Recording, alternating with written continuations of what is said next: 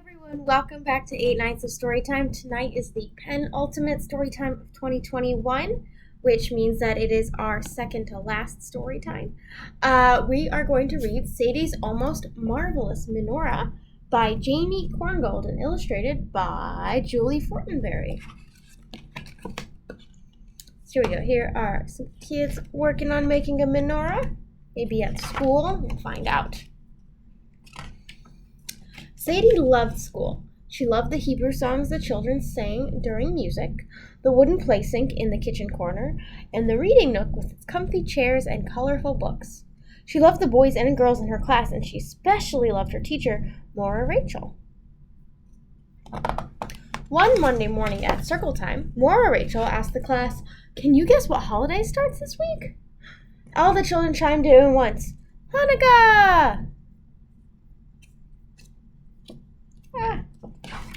I got it. Sadie loved Hanukkah. She loved to spin dreidels and to eat potato latkes with applesauce. Most of all, she loved to help Mommy and Daddy light their Hanukkah menorahs.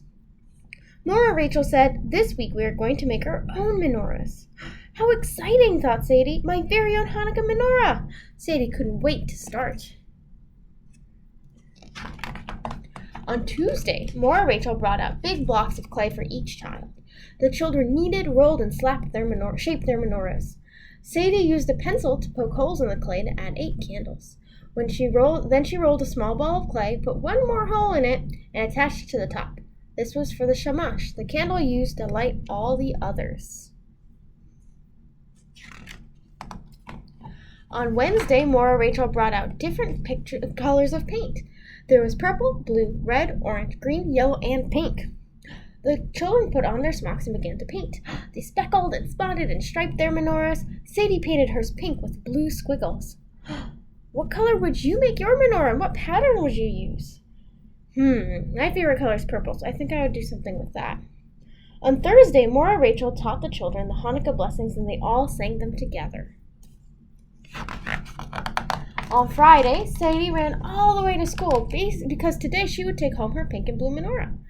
All morning she imagined how it would look on the windowsill in the living room. At pickup time, Sadie waited for her mommy to arrive. As soon as she saw her, she started to run. But in her excitement, she tripped and fell, and the menorah flew out of her arms. Sadie burst into tears and ran across the room into her mother's arms. "Mommy, Mommy, I dropped my menorah, and it broke into a million zillion pieces." Sadie's mother hugged her and said, "Let's see if we can pick them up and glue them back together." But even as she spoke, her mother could see that the shattered pieces were too small. There were pieces of Sadie's menorah in the dress-up corner and pieces in the block corner. There were pieces under the snack table and pieces under the easel.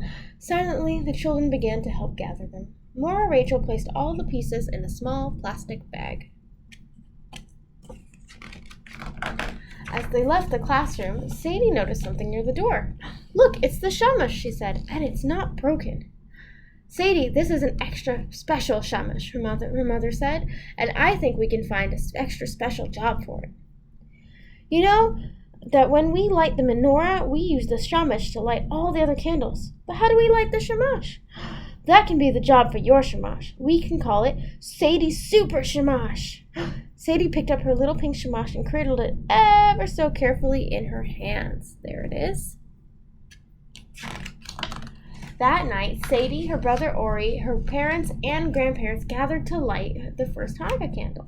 They had decorated the house with drawings of dreidels, menorahs, and stars of David. The table was covered with latkes, donuts, and Hanukkah gelt. On the windowsill stood 4 Hanukkah menorahs, waiting to be lit. Right in the middle was Sadie's light pink and blue super shamash. Whoa, look at all those menorahs. Sadie put a candle in her super shamash, and Daddy helped her light it. Then carefully she used it to light the shamash on all 4 menorahs.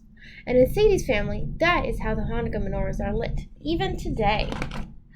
The end. Do you have any special Hanukkah traditions like Sadie's family, or do you have friends who do if you don't celebrate Hanukkah yourself? I like how Sadie has something a little extra special. It's just for her. Okay, well, thank you for joining me for this story. I will see you tomorrow for our very last one. It's one of my favorite Hanukkah stories ever. And on Monday for our last day of Hanukkah party at 4 p.m. here at the library. Have a good weekend. Bye.